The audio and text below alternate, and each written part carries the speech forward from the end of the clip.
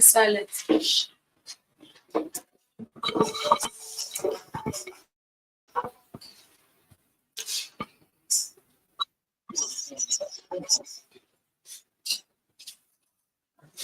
Good morning, viewers. Welcome to another edition of Track, Reality and Creating Knowledge. I'm Jane Openi, your hostess. And here with me is speech guest speaker. I'm going to share more insight on today's topic. Professor, Dean Faculty of Science. Sir, please, may we meet you? Thank you. Can we meet you? Sorry? I'll meet you. Yeah, good. Thank you. Okay, thank you so much, sir. Professor here in our midst, the person of Professor Leonard Schieber. You're going to share more insight on today's topic, which is relevance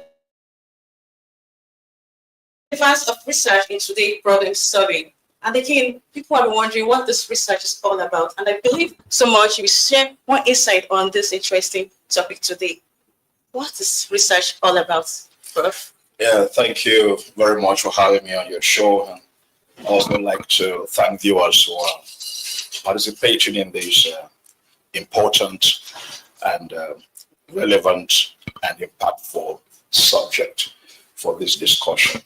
First of all, when you make an inquiry into a subject, it is interesting to look at the etymology of the subject.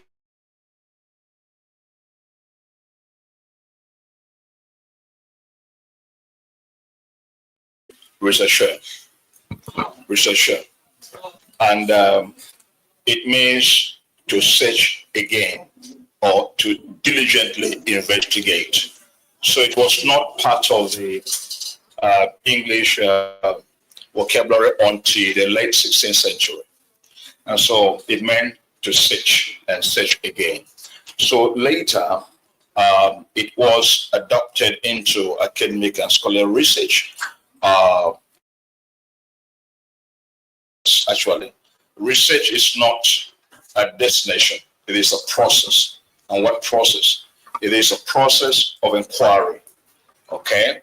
We ask questions. We validate claims and theories that eventually lead to research findings that society can consume. Thank you so much, Prof. Yeah. Okay.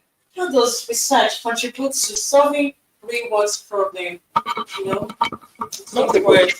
as the word implies, you are investigating. You are searching for what?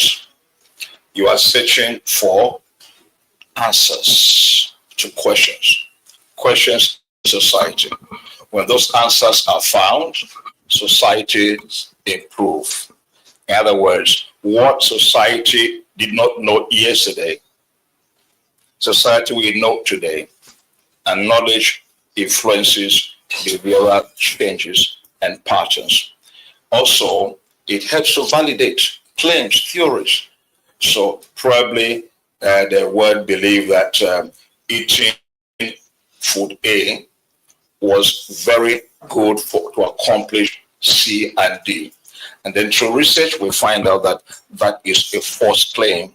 Society benefits from that. And also what we're doing today, using YouTube channel and the social media handles are all part of research findings. Society is the better off for that.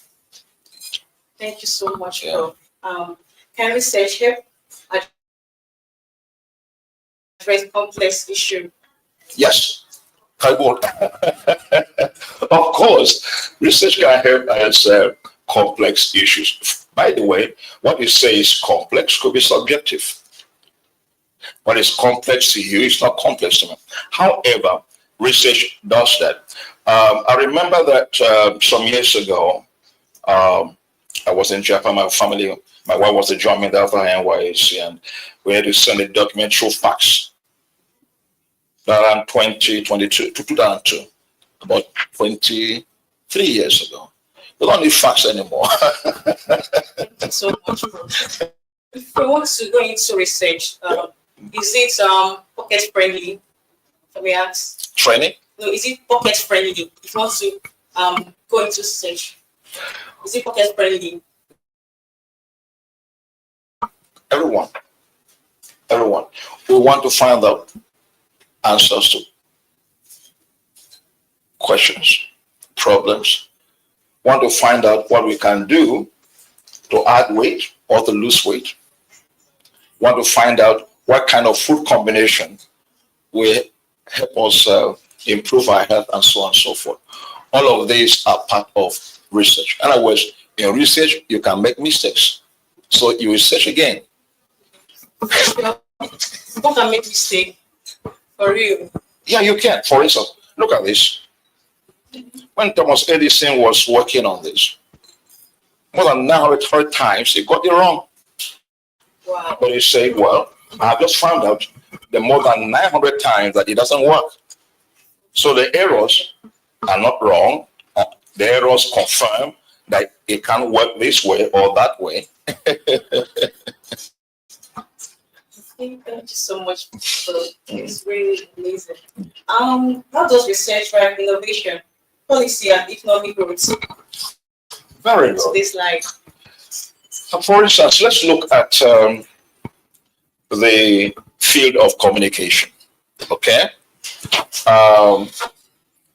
Just about 20 or so years ago,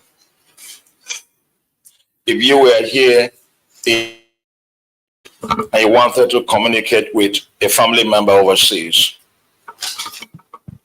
to find just one cyber cafe, you will travel from your town maybe to the headquarters of your state to find one. And you send the message and go back. It was very difficult.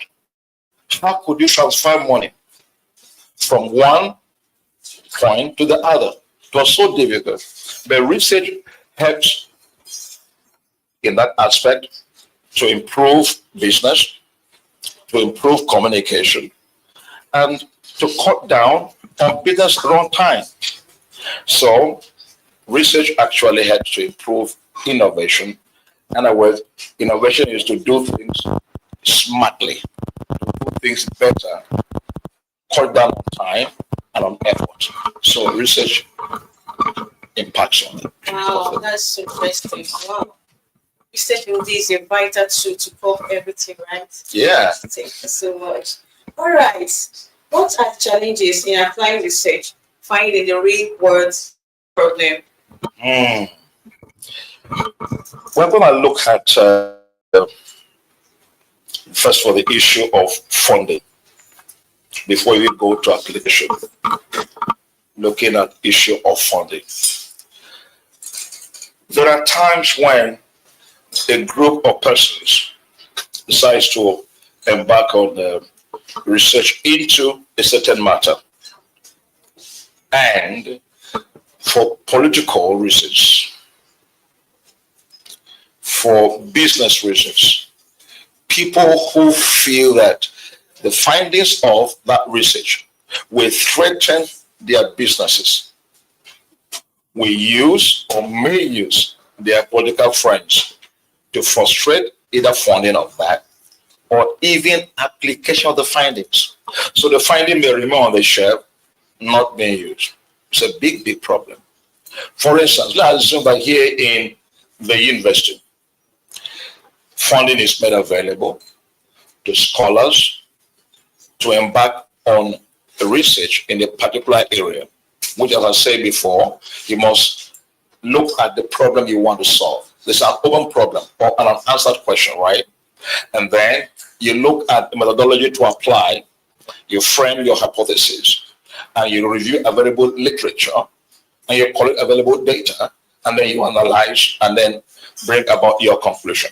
And somebody in the community discovers that if I don't scholars succeed, I'm going to lose money.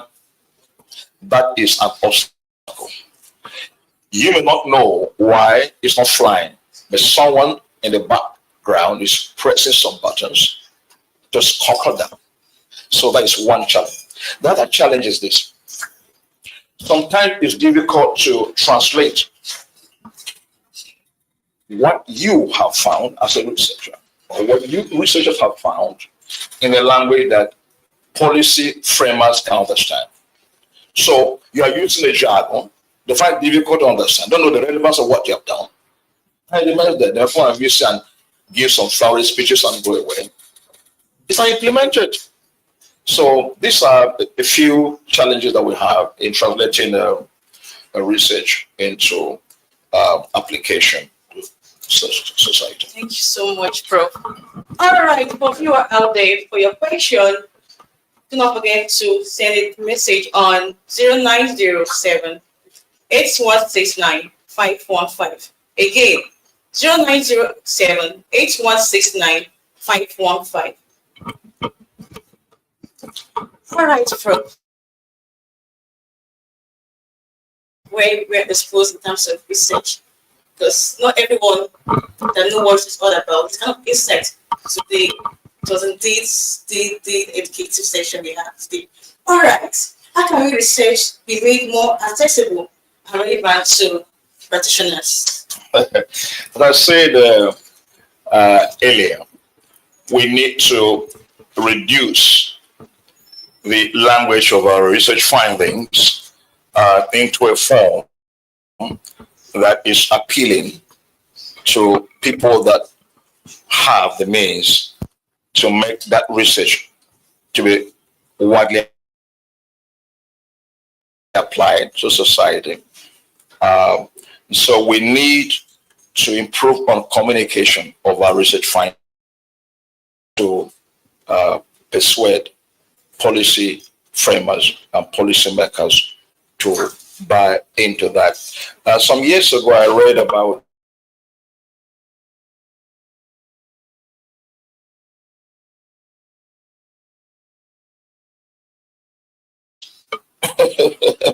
yeah, they can make a policy, make a law, make a regulation, pass a piece of legislation.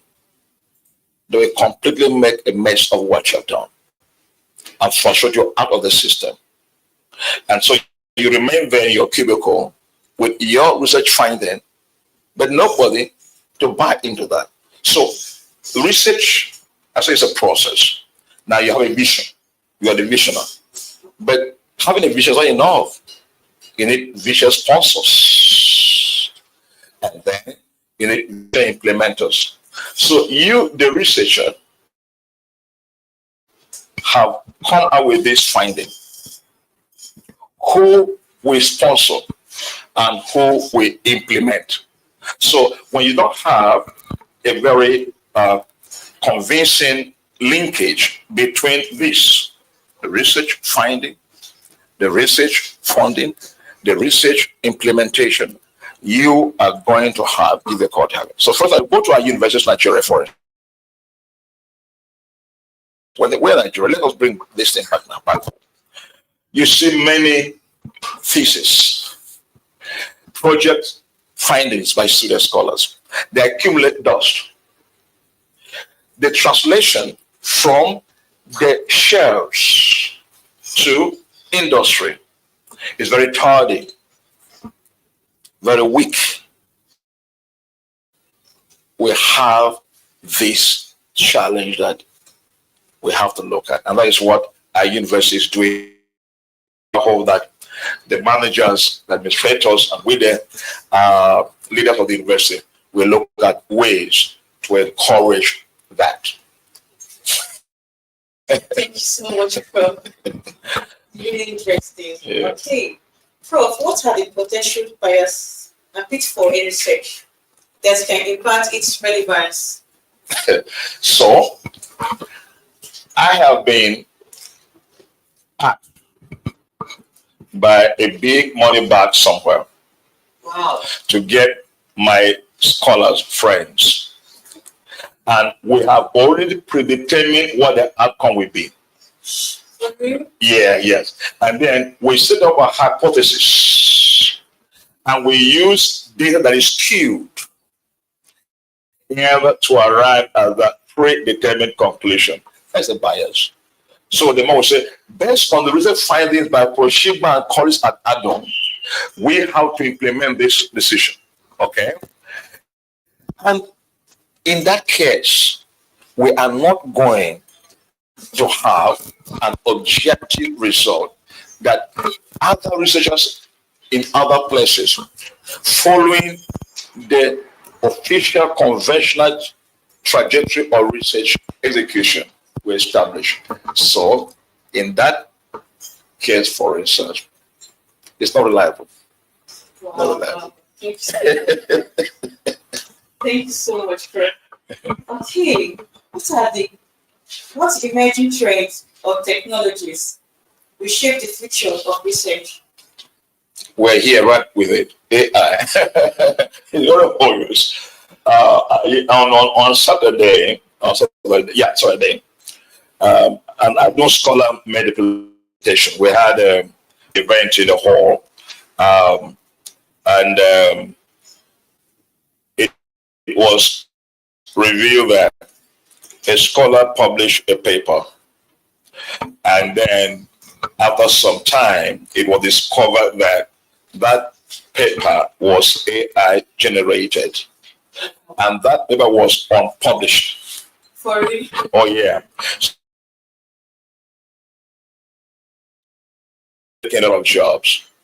What we're doing here, AI can do, and you see your face, you see me, but it's not real. Exactly. It's not real. So we have to look at ways to detect AI generated work.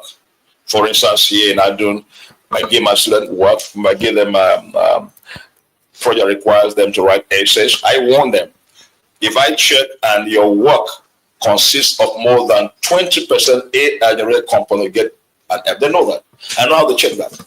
So right with us here, AI is doing a lot of things, and that's why we encourage our students, staff like us, to diversify our skills and make ourselves more versatile. Otherwise, we're going to be taken out by AI. That's for sure. That's for sure. Thank you so much, bro. Yeah. So, how can we research be used to promote sustainability and social justice? Social justice. Exactly. We're just going inside first. First of all, what is social justice? What is social justice? You know, today we are looking at constricting of public space. In other words, when people make certain comments on social media, sometimes they're punished. Why do they say that? Why? And so we need to come up with research findings that we protect contributors in the social space so that we not put a break on free speech. At the same time, we moderate it. So it's a fine line, actually. You don't want to put a break on free speech, and you don't want people intruding into the private spaces of others. So true research will be able to bring about a balance in that. And I hope that our university will look at that aspect. Thank you so much, bro. Thank you so much.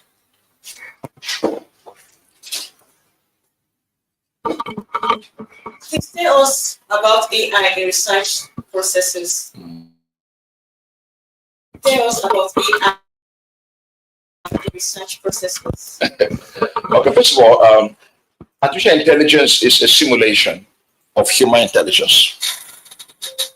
Yeah, it was an example professor of mathematics in the USA that decided to come bring some colleagues together and investigate how human beings can replicate the human thinking processes in machines.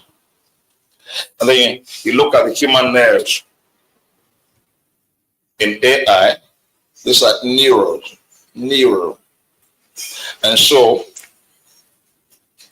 from that time, there was some progress made. Then after some, there was a law. They picked up again. Now, if you look at your laptop, you prepare a document, and then you want to review that document to ensure that you reduce errors, typos as much as possible. Who does that? That's AI. We didn't know that was AI. That's AI. Only we are improving now on what issues can do for us. So now AI can help you in doing literature review on a subject. So I want to work on this.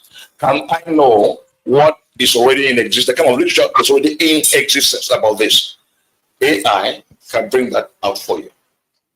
You want to, that's why I say that AI is taking many part of jobs. For instance, if you are studying for a degree in English language and literary studies, and you are told that when you graduate, you are going to be a copywriter. Who is a copywriter? Look at this. This is a bottle of water. And this is a product made by a company. And so I will write all of this. They are called copywriters for companies. And I don't need to employ a human being. AI can do that for you.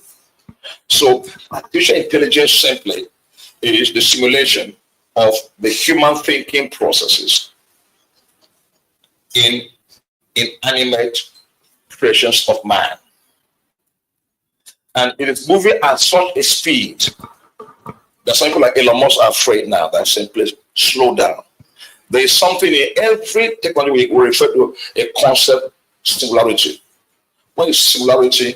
A theory with regard to technologies. At what point in time will that technology overcome human beings in thinking and academic abilities?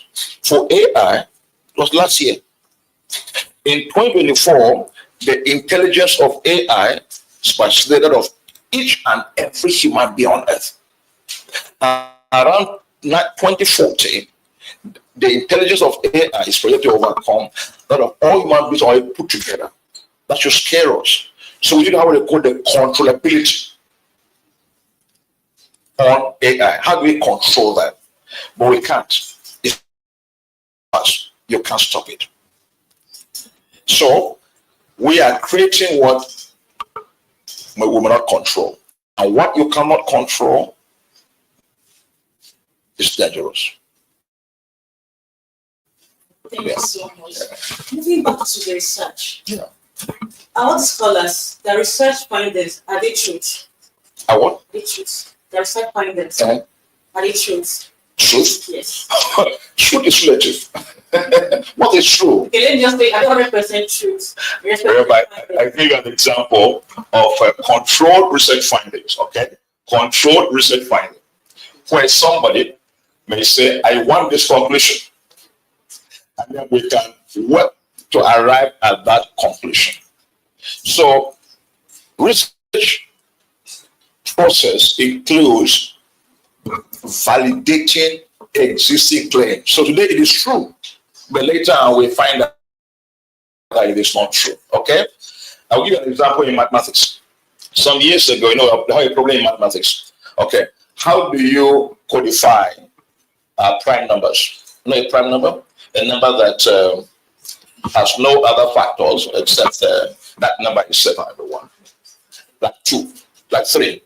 Okay, how do you codify that? For odd numbers, we can codify. Okay, 2n plus 1, where n is an integral variable. For even numbers, 2n, where n is an integral variable. Some years ago, someone came and said, yes, we can codify. It was a lawyer, mathematician, PFM. So that was the truth at that time. But after many years, all discovered that it was not the right code or the right qualification. So what is true now may be found out not to be true in the future, again through the process of research. Thank you so much. Yeah. Thank you so much. Because indeed, insightful. So, in your explanation of research that is made for solving problems related to what is done in school, Why are they not used in solving problems? They are used in solving problems. Yeah. For instance, even Nigeria here, people have discovered drugs to cure certain sicknesses based on combination of certain substances. We have discovered a lot of cures using the output of research. So in Nigeria, we also use research to solve problems. For instance, we have renewable energy. Okay, there have been research efforts to improve the lifespan of solar panels. Okay, now here in Adnon, the university is deploying that, and we are told that the panels can last for years, unlike in some cases where under a year the cells will die. All these are the results of research findings. So research is being used. Thank you so much. Hello viewers, thank you for always being here. It was indeed an interactive and educative session this morning. And thank you so much for your sharing insight with us this morning. Do not forget to subscribe to different social media handles. I'm Jane Opinion, your host this morning. See you, same time, same channel.